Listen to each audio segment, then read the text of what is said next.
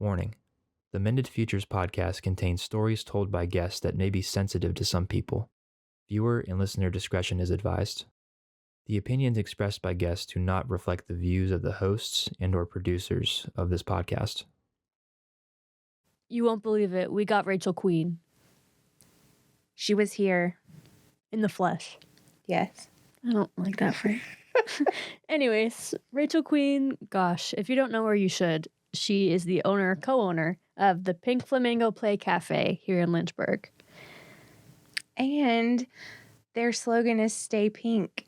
And if you watch or listen to this episode, you'll understand why. Mm-hmm. It's a very beautiful, very special reason. And this episode might make the tears flow, but in a good way. Yes. Yeah. We hope you enjoy.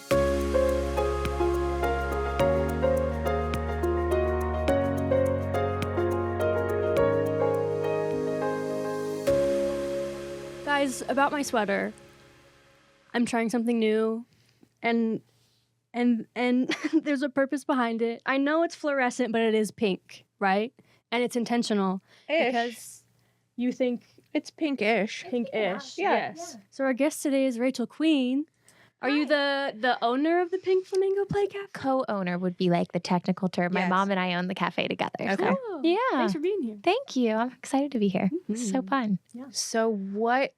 Okay, first, who are you? Okay. And then we need to know about the Play Cafe. Got it. Who are you? It feels like such a loaded question. I right? know. There's, who am I? Yeah. No. Okay. So my name is Rachel. I'm 28 years old. And I am a wife and a mom and a worship leader and a business owner. And I create content on social media. So I guess that would be my fifth hat that I wear. Yeah, I'm from Maryland. And then I came here to Lynchburg in 2015 to go to Liberty. And I thought I was going to move back to Maryland, like about to graduate, a month before graduation. I met my husband and I was like, I can't. I'm going to marry him. I have to stay. Bummer. Yeah, I know. So I switched all my plans. I started teaching here in Lynchburg and stayed, had babies, grew a family. Amazing. Yeah. That's awesome. Yeah. I think that happens a lot. That Yeah. you think you're going to go to college somewhere and then you'll go back home, especially here in Lynchburg. People end up staying. It's like, it's just such a hometown feel of a space. It just sucks you in. Mm-hmm. I tell people that all the time, like all of the girls who are in college that work at the cafe and they're like, I'm going to go move wherever. I'm like, you think you're going to move? You just wait and see. Right. Yeah. Yeah. But yeah. So the Pink Flamingo, what is it? The Pink Flamingo is an indoor playground. It's fully like imaginative play. We have 7 imaginative playhouses. I think there is a restaurant, a supermarket, I'm like going through them in my head, a police station, a like baby house, like daycare-ish vibe, a car shop, and a veterinary hospital. Okay, Cool. 6 houses. And then we have a big giant slide. So that's our 7th, like big structure. So we have the play area, and then we are a full service coffee shop. So it's kind of a place where mom and dad can come in, grab a cup of coffee, meet up, talk to other adults, and like enjoy a cup of coffee while talking to other adults because the kids are contained and they're playing. And it's small enough and safe enough that they don't have to follow their kids around everywhere. We can you can sit on a bench and see them. That was always the goal. So that's the Pink Flamingo. Amazing. That is amazing. So why? Why that type of structure? Do you want like the whole story? Oh, I do. You want the whole story? We love I the do whole story because here. I am so excited for you to be here. Okay, so the whole story. So I had my daughter in 2022, and I was a teacher at the time, but I was so wanting to be a stay-at-home mom. I loved teaching, and then COVID hit, and I didn't love teaching anymore. And so when she was born, I went back to teaching for like 6 weeks, finished out the school year, became a stay-at-home mom, and it was everything I ever dreamed it would be. I enjoyed like homemaking and having dinner ready and doing all of the things that a stay-at-home mom does. It was it for me. In October of 2022, I found out I was pregnant again. So excited. Like, of course, our kids would have been super close together at the time. But we always knew we wanted our kids close in age. So we were really excited about it. A month later, I had a miscarriage.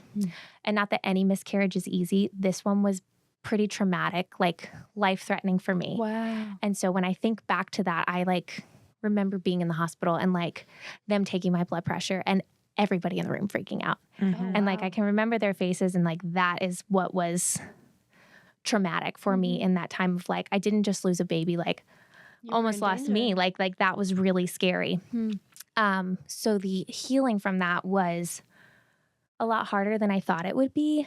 I didn't know anybody who had had a miscarriage. Like in my circle of friends, we were the first ones to have kids, and nobody else had had kids, so nobody had lost a kid. And so I just remember feeling like stuck, and I was still a stay-at-home mom. So it felt like I was stuck in my house, and I would lay on the couch all day and my daughter would play. And then I'd feel like the worst mom ever because I didn't get up off the couch all day. So, you know, you move on, you keep doing life. Then we started to try to get pregnant again. And the anxiety was just like, I could not do it anymore. It was like the anxiety and the depression would just like flip-flop back and forth. And it's funny because I can look back on like pictures, and I do social media, so I have content from those days. And there's like a couple times that I would talk about being sad, but like I looked happy. And so that's like the crazy thing about it is like you wouldn't look at me in that season and think like, oh, she's not well. But like I was not well. Right. So finally I remember talking to my husband. I was like, I think that I need to like get therapy. Like I don't think I'm good. So I went to therapy, and the best thing ever was it's called EMDR therapy. Okay, yeah. Like held something. Incredible. I think it's the only reason I can talk about my miscarriage anymore because I really think it was incredible. But before we got into any of that, she gave me a homework assignment that I had to get out of the house once a day and like get up and get dressed, get my daughter dressed, get out. And I was like, cool, I can do that. But I had a baby and it was the middle of winter, and we live in Lynchburg, and there wasn't much to do, right? Like you go to Target. You go to the mall. You go to the mall. Right. We could go to Amazement Square, but I felt like there I had to like chase my daughter around everywhere. And in a season of depression, that's not what I wanted to do. Like I just wanted to like sit somewhere and not have to do anything. Yeah. And so I remember scrolling social media one day, and I saw an indoor playground, and I was like, that would be so cool if we had that here. My parents are entrepreneurs, so I sent it to them, and I was like, I really think that this is what we need. And so, yeah, that's like where the Pink Flamingo was born. Somewhere along the way, we were like, we're just going to throw a coffee shop in. Easy, let's do it.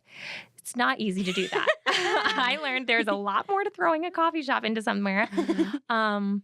But it's my favorite part of it. I love that part of it. It's so fun. It was so fun to learn. So it was a loaded question, but that is where the Pink Flamingo came from. And then we have our name. Yes. Which, if you didn't know, when flamingos become parents, they actually turn white for 1 to 2 years because they're giving so much of their nutrients to their chicks. And I didn't come up with that. That was all God. But and someone else like made it famous. But the Pink Flamingo was always meant to be a place that you could go when you're not feeling like you have any color left, and maybe connect with other people in the same stage of life who are like, listen, I'm not good either. Like, let's do this together. Let's have a cup of coffee and talk about it. So yeah, that's the Pink Flamingo. That is beyond beautiful and not what I was expecting you to say at all. So thank you for sharing a vulnerable story. But, you know, a lot of things about motherhood we don't share. And I think the fact that you were brave enough to just share that will definitely help someone else heal. And that you were brave enough to realize that our community didn't have a space like that. That's incredibly powerful. Thank you. Thank you so much.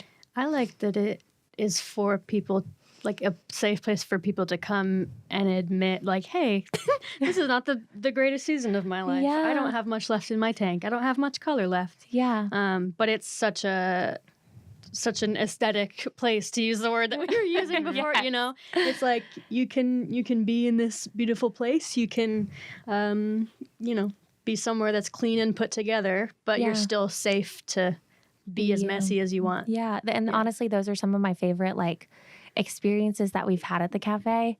I used to say when we first opened, I feel like I cry every day at my job because I just encounter people that come in, they're like, I'm not good, or I need a cup of coffee, or I need a hug. And like when we open, I never thought that that's what I would get to do and like be that person for somebody. And it's like, it's just been such a healing experience for me. And like to see other people come in and I see them day after day and I'm like, oh, they're like getting better. Like we're doing better. It's really special. Wow.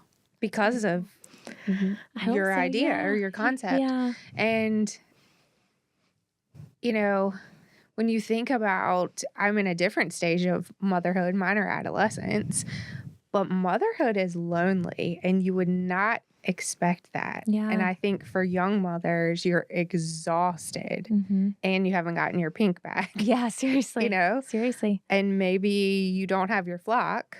So that's really beautiful. Yeah. It's been a really, really just beautiful experience, honestly, the whole thing. And probably a lot of work. Yes. A lot of work. Yeah. Can we talk about your social media? Yeah. You're so good at it. Oh, and thank I'm you. like, how do you do that? How do you maintain that level of, I guess, trust with the people that come in and out of your store and capture that online? Yeah. Well, I think being authentic on social media was how I started. When my daughter was, I think, 2 months old, I was on maternity leave. And it was the first time I felt lonely in my own house because I'd never spent so much time alone with someone who couldn't talk back to me. Like, I'm like, you're perfect. I love you. Yeah. Say something. Like, Right. Thank you. There's nothing that you can do for me. Yeah. So I started posting just little things. I look back at them now and I laugh because I'm like, that was so horrible. Like, it wasn't a good vlog at all. But it was where it started. But the first video that actually went like viral for me was 3 days after my miscarriage. I vlogged my day and it was just raw. I was crying. My eyes were puffy. And I still have people that like comment on that video because when they type in like miscarriage into the search bar in TikTok, my video is what comes up. Wow. And so that was like the first time. I think I had like 2,000 followers at the time and it got a couple 100,000 views. And that was the start of it. And so I've never not been vulnerable online. And so I just share like this is what my life is. And sometimes it looks better online than it is in real life. And so I always try to be like, social media is it's not all real. But everything I'm sharing is real. It's just there's other things that happen that I don't share. And so it's a balance for sure. But totally. I don't know if that answered your question. Yeah, that's great. Does it bring you joy or do you feel like it's a responsibility now that you're somewhat of an influencer? You know, that's a funny question you asked that because it has always brought me so much joy until it doesn't because people are not always nice online. So sometimes I get comments of just people like, I think the only comments that really get to me is when people attack my motherhood through content online. They're never attacking anything I do with my kids because I don't vlog as much of my life with my children. Like they aren't the focus of my social media anymore. But people just assume because they don't see my kids in my videos that I'm never with my children. And I think as a working mom, I already experienced the guilt of not being with my kids. Like I feel that. I don't need strangers online reminding me. So I think that's the only part that is not like joy giving to me of like people assuming that I'm not a good mom or just putting these thoughts in my head. And I just have to speak truth over that I am a good mom and I'm doing this for my children and that I am exactly where I'm supposed to be right now. So what's it like owning a business with your mom? It's so fun. Good. It really is. My mom and I have always been super, super close. Random, but I did pageants growing up. Cool. And we traveled so much for that. And so we would just have hours and hours in the car to talk. And we are just like best friends through and through. And so, of course, owning a business together, there's things that come up that we never thought we'd have to deal with that we're like going back and forth about. But she has that experience of owning a business that I have no idea. Like we have to do taxes. I'm like, What a drag. Yeah, seriously. Yeah. I'm like, I'm glad you know how to do that. I don't know how to do that. Right. I'll do our marketing. Okay. Yeah. So it's been good though. Good. Yeah. So I have an educational question. Yeah. So tell us about the transition from teacher to small business owner. And I'm a former educator. Okay. So it's a big difference when you leave the educational world. So talk to Yeah. us about that. What was it like to leave and start a business? I knew that I was supposed to be a teacher. I had an experience in 2015, right before I came to Liberty. I just knew without a doubt in my mind I was supposed to go to Liberty and I was supposed to study education and teach elementary school. That was it. That was the dream. In 2019, I started teaching. I taught second grade. And then I moved up to third grade. Loved it. COVID hit. And that was so hard. Honestly, the effect of that on teachers, I don't have to go into detail because the world knows what it did for teachers, but it was really, really tough. And I think I lost a lot of the joy in it. And so to be totally transparent, by the time it was time for me to be a stay-at-home mom, I was so ready. But I do remember like being at home and missing the kids. Like I loved children. That was what I loved about teaching. And creating experiences for them. I'd love to do like classroom transformations and like just you create the magic in your classroom. And that was what I missed about teaching. And so I tried to do it for my kids, but they were so little at the time. It was kind of hard.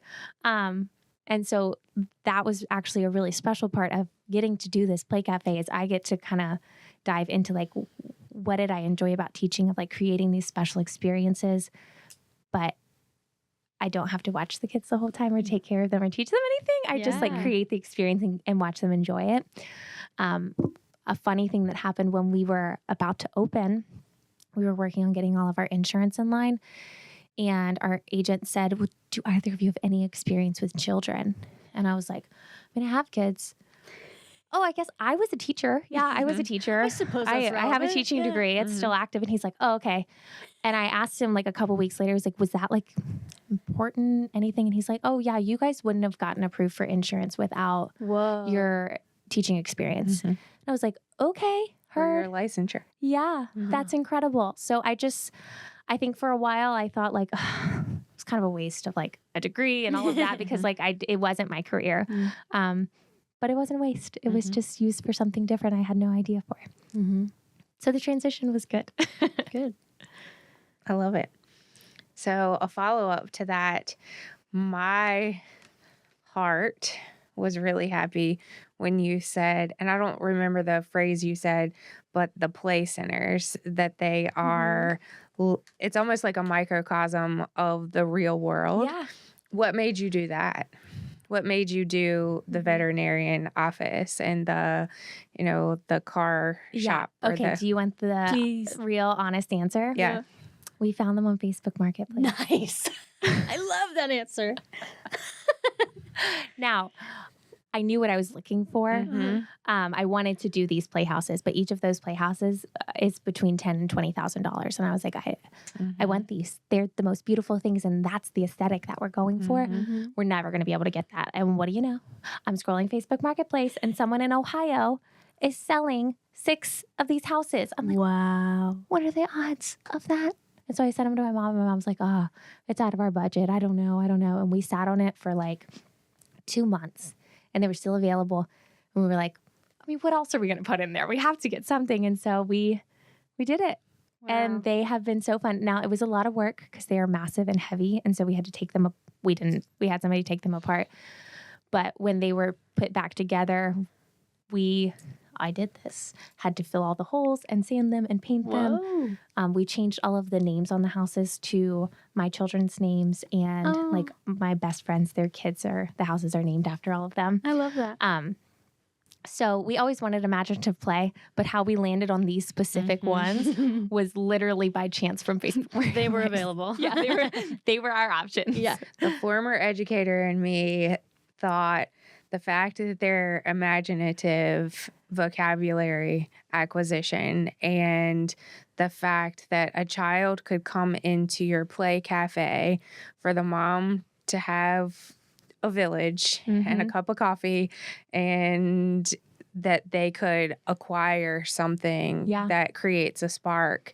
You know, if a kid does not grow up in a setting where anyone talks about veterinary medicine, or if no one talks about caring for an infant, if they're playing with baby dolls, or that's going to help them acquire vocabulary, that's going to help them imagine things, be creative, make believe. That's so important. That itch, or that natural innate ability to pretend usually dies out by age 10 or 11. So it's so important to foster that. So that's awesome. Yes, it's absolutely. also interesting that you mentioned the type of therapy that was really healing for you was with objects. Is that correct? So true. Yeah. So you have this space where kids are able to interact with physical objects that replicate the real world. I don't Yeah. know. I just, yeah, Right. that's an That's interesting neat. I love that connection. point of view from both of those. It's like, it was kind of just something that happened, just having these spaces. And we always wanted imaginative play, but by having these like houses and their specific need, we have created that, which is really Yeah. special. That's cool. It seems very intentional. Yeah. It seems very because it could be a lot of things in an open area for kids, but Yeah. that seems really neat, like their own little village. Yeah. And the kids get into it. Really? Oh my goodness. Like they don't want to take off the vet outfit or the hospital coat or we just added dress up. So you have like Rapunzel and Belle running around. Incredible. It is the best. It's so fun to just like sit and watch. and- Yes. Do the kids really ever come up and try and order some coffee? Oh yeah. We have ones that will like come back behind where we're making coffee, and there's been times where my mom and I will just hold them on the hip while we're taking orders. We're like, no, this is health code, I'm but playing, I'm playing at the coffee shop. And I Yeah. come over Love here it. and I want to play at this station. they love it.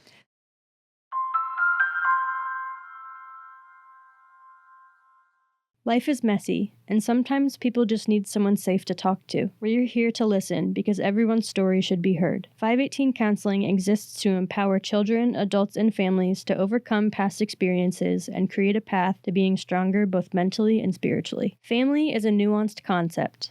518's family care team brings simple solutions to complex situations through professional intervention, interpersonal support, and parenting education. We strive for an outcome of mending families and keeping children safe. 518's Connect team equips and empowers volunteers with the training and support to serve confidently by matching their passions with opportunities. Our outreach is targeted to build partnerships with individuals, churches, agencies, and businesses. At Hat Creek Camp, we provide exceptional camp experiences with careful attention to the needs of youth, encouraging campers to grow through trust-based challenges and successes. It's a place to build relationships, inspire change, and transform lives. So I have a kind of funny, kind of serious question, and we can edit this out if we want to. I'm a germaphobe, and we just experienced the flu outbreak that's around Everybody here. has it. What do you do when you operate a play cafe and the That's a good entire community has sicknesses Everything. and illnesses? Like, those are probably some things you didn't think you were going to have to think about. Yeah. Well, and mamas get very mama bear over like, how are you sanitizing this? I get it. I'm a mom. But yeah, we do take it very seriously. But people are also very particular about what you use to sanitize, which I also understand. So, good question. We make our cleaner in-house. Whoa. We use salt and vinegar and a machine, and I'm not a scientist. It turns it into hypochlorous acid. Nice. Don't check me on that. I believe you. Well, one of them burns your skin off, and then the other one cleans and sanitizes. We use the one that sanitizes, Yes. if anybody knows what that's called. And we have playroom monitors, and they go around literally all day long, and they spray everything down. Bless so 'em. they put the toys away, they spray everything down. Our toys might be slightly damp, but they're clean. So But I do think that's important for people yeah, to know if you're a new mom, if you're nervous, if you're, Yes. you have classroom experience. So Yes. you know what it's like to have. well, and the germs spread like crazy, so you have Right. to stay on top of it. We Right. also have yuck buckets all around the cafe. So if a child puts something in their mouth, it immediately goes in the yuck bucket, Smart. and those are more like deeply sanitized, like dunked in a bucket of bleach water and like really deeply sanitized. So I would imagine some other things could happen in a yuck bucket. many things can happen in a yuck bucket, not at the Pink Flamingo Play Cafe. Those are not our yuck buckets. Do not barf So in the funny. yuck Yeah, bucket. please don't barf in the yuck bucket. Please, we can't. But if you had to, barf I mean, I there. guess I would rather it be in the yuck bucket than on the floor. Right. Easier cleanup for Sure. me. So. Right. Sure. I'll take We can it. always get a new Yeah, bucket. right, That's exactly. fine. That's okay. We'll get them. Oh, we'll it's get so one. funny. Oh man. So I kind of want to go back to your parenting experience. We had someone on recently where she explained parenting from an anxious place because of unresolved things in her own life. Yeah. So I wonder if you had any similar experience of, you have this trauma that you're dealing with and wanting to expand your family, but that trauma is associated with expanding your family specifically. Yeah. So how did that sort of impact your parenting?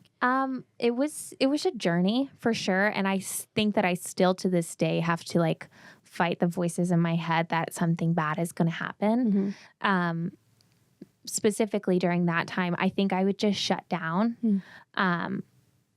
Because if I thought too much, I would be worried about like miscarrying again or not being able to get pregnant, or even throughout my whole pregnancy, just being worried that like he wasn't going to make it. Now it looks different for me. My son, he has febrile seizures. So if his fever spikes too high, he will have a seizure. It's only happened a couple of times, but literally every time my phone rings, I think someone's calling me to tell me he's having a seizure. Like it's a constant. What was the look? I'm like that.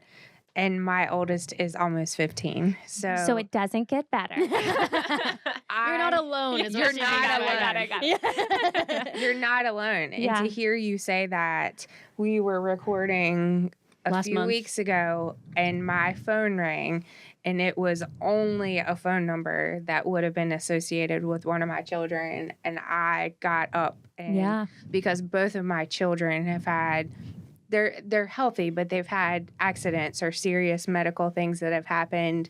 And I very much parent from an anxious place. Yeah. And I work on that all the time. It's a constant battle. It is like a battle for me right now to have my phone on Do Not Disturb. And I'm trusting the Lord that my children are safe, but it is definitely, it's a constant like being disconnected.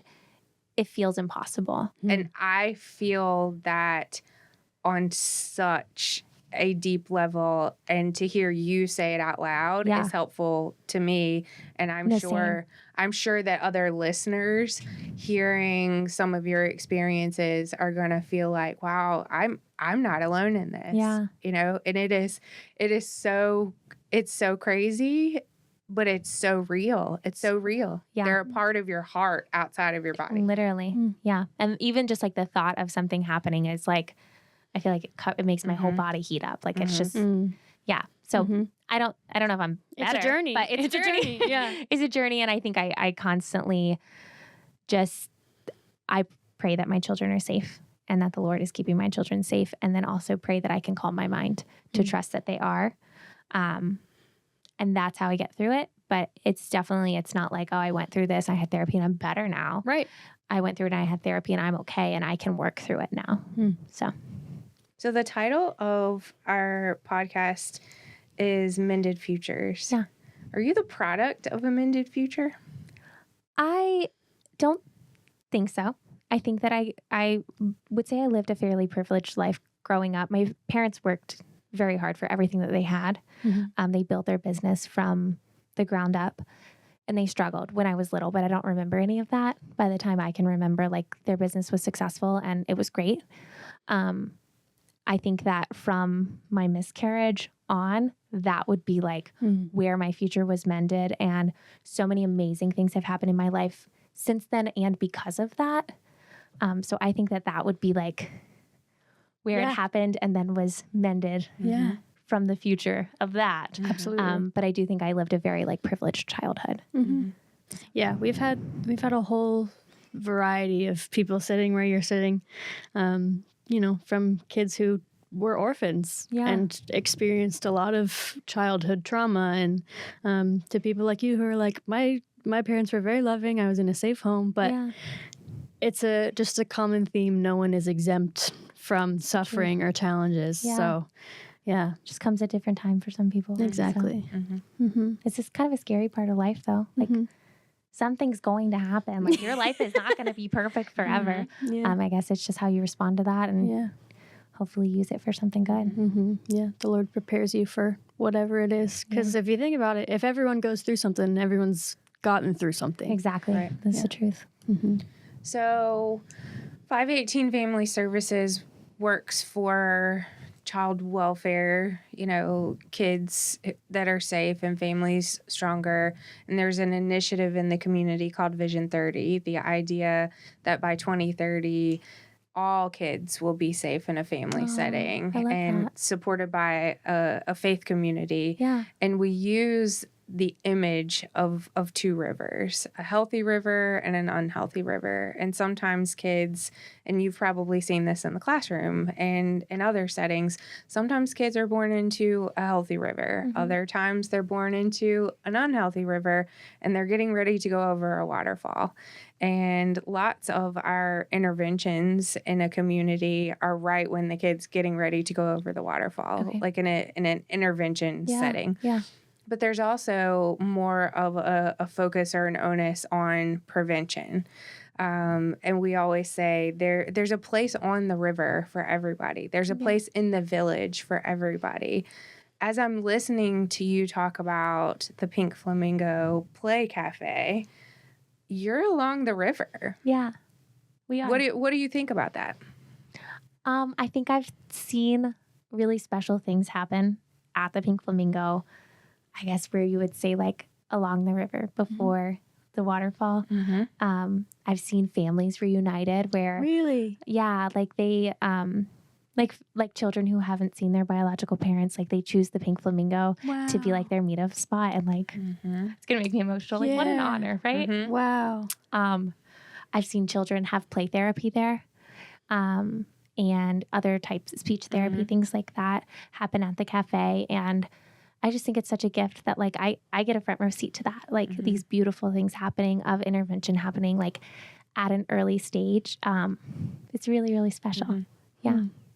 Thank you for sharing that. I'm not surprised. I'm not surprised that either things would happen because miracles happen, or that people would intentionally choose a setting like that. Yeah. As a safe space on the river. Yeah. It feels like a gift though when it does happen, because it doesn't happen every day. So when it does, it's like I text my mom, "You're never going to believe what happened today. It was the most beautiful thing." So it's really special.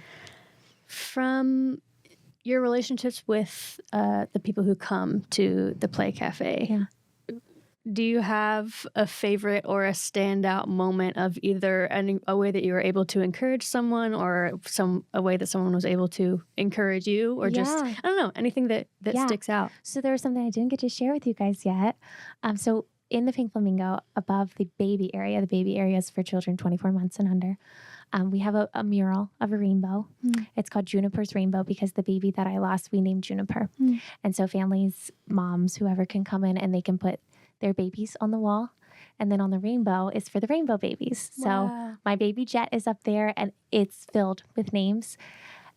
So many cool experiences of just oh my goodness. Yeah. It is. I told you, I cry every day because moms come in and they'll say like, that's the first time I've written I just got like chills. Wow. Recognize that even happened to me, because sometimes like all I had was a pregnancy test. I didn't have any pictures. I didn't have anything else, but we gave her a name. Like she was somebody. And so, it's really, really special to see families and mothers not only recognize like that was awful that happened and we lost that baby, but like I have a baby on the rainbow too. Like that's so special. So so many experiences, honestly. That's such a beautiful idea. Yeah. Wow. It's and such a gift. I do think the history of fertility, the history of miscarriages, those things were secret. And those things were really taboo, I would say, probably until my generation of women. So maybe Generation X, Xennial, my mother didn't talk about issues. Yeah. And if 1 in 4 women experience something, then you're certainly not alone. But I do think it's fairly new that you name it, or you say it out loud, or you just even recognize that it happened. Tell anybody. Yeah, it's really cool to see. We have a couple regulars. They're older women, and they come in just for coffee. And it was so neat to see how surprised they were that we were talking about it. Like these are women in their 50s and 60s, and they have shared with me, I had 4 or 5 miscarriages, and nobody ever knew about it. We never talked about it, and it's just like, whoa. And that gives me chills because was there a space for healing? Right, exactly. Yeah. Probably not. Probably not. but how special that our kids are going to have that, right? Like the likelihood that this problem isn't just going to go away. We're not going to find a cure for miscarriage. Right. It's going to keep happening, but our children will know that they're not alone. There will be so many resources by that time, and people will talk about it more, which is really, really special. Wow. And even for those older women, they had these miscarriages decades ago, and Now they're there's a now space. having a place to talk about it themselves. That's Yeah. very, very special. Yeah. Wow. Thank you for all you Yes. do. That's wonderful. Thank you. And for providing a space for women, for families, for intergenerational Yeah. relationships or play. Tell us a little bit about the coffee, because people listening may want to know about the coffee. So if Yeah. they come to the Play Cafe, what are the choices? Okay, What's in the cafe part? So we get all of our coffee beans from Bugle Call Coffee. They're located in Richmond. Cool. Their coffee is spectacular. It's so good. I have become a coffee snob. I was not. I got the same thing from Starbucks every time. And it was so sugary and whatever. I can't drink it anymore because I have become such a Yeah. I need a quad shot half sweet vanilla latte. There you That's my go-to. Quad shot. Yes. Wow. I know. High octane. Okay, but just our larges come as a quad shot. Yeah. So just be aware. Yeah. Okay.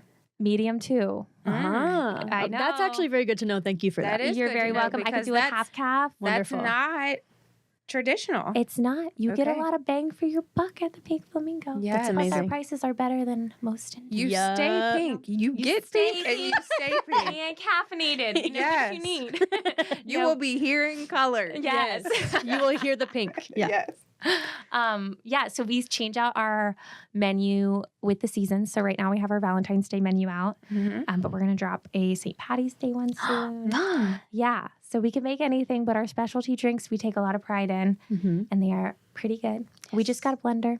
So we're going to have frozen drinks for the summer. Okay. It literally came in last night. I had so much fun with it. So You heard it here, folks. heard it Yeah. here. So get on over Surprise. there. Yeah. Wow. Any food? Just coffee? We work with Father's Bakery Oh, okay. and Sweet Indulgence Bakery, and they drop off baked goods for us. And we have these flamingo cookies. If you're going to get anything, you have to get a flamingo cookie. I don't know why they're so good. They are, it looks like a sugar cookie, but it's 1,000 times better. It's magic. Just take my word for it. It is the best cookie you'll ever eat. I love that. We get them from Sweet Sarah's in Appomattox. Oh, You know what I'm talking about. my niece and nephew are obsessed with Sweet Sarah's, and it is different. It's It is- different. You're not going to taste anything And you will like not it. find it anywhere else. Wow. They're- Sarah, I love you. They're fabulous. Shout out to Sarah. really good. Wow. Yeah. They're so Allison, good. Allison will be there tomorrow. Yeah, Yeah. literally. She made something around Thanksgiving maybe a year ago, and it looked like pie. She is an artist. She is a cookie artist. Yeah. It was fascinating. Okay. So They're beautiful and they Yes. taste way better than they look, which is Wow, that's says saying not something. normal for decorated cookies. so not No. normal. I had them Yes. at my daughter's birthday party and we invited some of her friends from her class and the dads were like, whoa, where are the cookies from? Yes. That's got you. amazing. They're so good. Wow. And do people make reservations? Can you reserve for a party? How Yeah, does that so work? if you have kids coming to play, we do recommend a reservation. Our 9 to 11 session typically sells out. Good question. Because Yeah. I thought it was like walking. Yes. Okay. So tell the I am people. glad you asked. Yes. On slower days, like when the weather's beautiful outside, you can definitely just walk in later in the afternoon during nap time. Those are all times you can walk in. But if you come in 9 to 11, right before nap time, it's pretty poppin'. So you can make reservations online. We also have memberships. And so Cool. our members come all the time. They can pop in anytime. As long as we're not at capacity. And then, we do birthday parties. If you don't have kids and you just want coffee, you can pop in anytime. You can text us your order and we will bring it out to your car. No way. Yeah, it's so fun. And you get 15% off if you bring your post office receipt. That's a new thing. Wow. Because we're right next to the post office. That's so fun. Yeah. Okay, so what ages? Because my children are probably a little too old. You're for this. 15 and 11 Yes. year old. My 15 and 11. I So would love to make them a drink. Yes, We do but like what are the Italian ages? sodas and stuff. It's 6 months to, we say 8 years, but we don't turn children away based on their age. And we've had 9, 10-year-olds enjoy it. So I always tell the parents, if your child still plays make-believe and they like imaginative play, they're going to love it. Oh, good. So What about children with disabilities, accessibility? everything's Everybody's welcome. disability, accessibility friendly? Yes, absolutely. I do recommend if like sensory needs are a thing to maybe call and come at a time that we're not super busy because when we are sold out, it feels sold out. Like it's Loud. it's loud Right. and it's crazy. And people ask me all the time, like, do you get a headache from this? I'm like, it's literally white noise to me now. Like I don't hear it. But then I look at You the also moms were a around me. teacher. Right. Yes. I look at all the other moms and I'm like, oh, maybe it is loud in here. Like, okay. So if your child is experiencing like sensory needs, our evenings are pretty slow and quiet. Last night I closed and there was like 2 kids there and it was so peaceful. It's really peaceful. And first thing in the morning, it's very peaceful. So What time do you And- close? Sorry. Yeah, I was going to say that. yeah, What's so your Monday and closing? Tuesday we close at 3. Wednesday, Thursday, Friday we close at 7. Wow. Nice. And in Very cool. my house, the dinner time, like after nap, but before bedtime, I think people even call that the witching hour. You know what I mean? Yeah, I know exactly what you mean. If you've eaten an early dinner and it's not socially appropriate to put them down Like, at what do 6. I do for the next hour and a half? Right. Or you're waiting for dinner. That to me sounds like a solution for some parents. And it is, and that was a change we made after we opened. We were supposed to close at 3 every day. Actually, our door hours still say we close at 3 every day, but we do not because so many of our guests are like, will you please like give us something? So we even allow outside food. So like people will come and they'll bring in a pizza and they'll have dinner and then they'll let their kids play. That's And so they'll just do, homey. like, I a love whole that night out. is. Yeah. You heard it here. You heard it Yeah. first. Yes. Yeah. Yeah. Wow. Yeah. That's fascinating. Well, this has been lovely. I'm Yes. like, Thank I don't. Do you have anything else to ask? No. Is there anything we didn't ask you that you want people to know about the services that you offer or anything that's coming up? Yeah, Or no, we're just really thankful. Like the community's been so kind and supportive and have really like welcomed us in as a new business. And I, since opening a small business, have gotten such a heart for small businesses because there's so much that goes into it. It's not just like, not that I would say anything bad about big corporations, but when you buy coffee from a small business, it like literally is putting food on my table. Like it's a different kind of support. And so thank you to the community who's been supportive. And we get questions all the time of people asking us to expand, and we want to, and that is a goal, but it starts here in Lynchburg. And so just the continued support, it means a lot. And thank you for having me here because this helps too. Great. Yes. Yeah. Thank you. Thank you. Thank you for listening to the Mended Futures podcast, hosted by Allison Jordan and Taylor Melvin, produced by Liam Chafin, Sue England, Allison Jordan, Robert Day, Sully Jugar, and Taylor Melvin. You can find us on YouTube and wherever you get your podcasts. If you enjoyed today's episode, be sure to like, share, and subscribe to see more.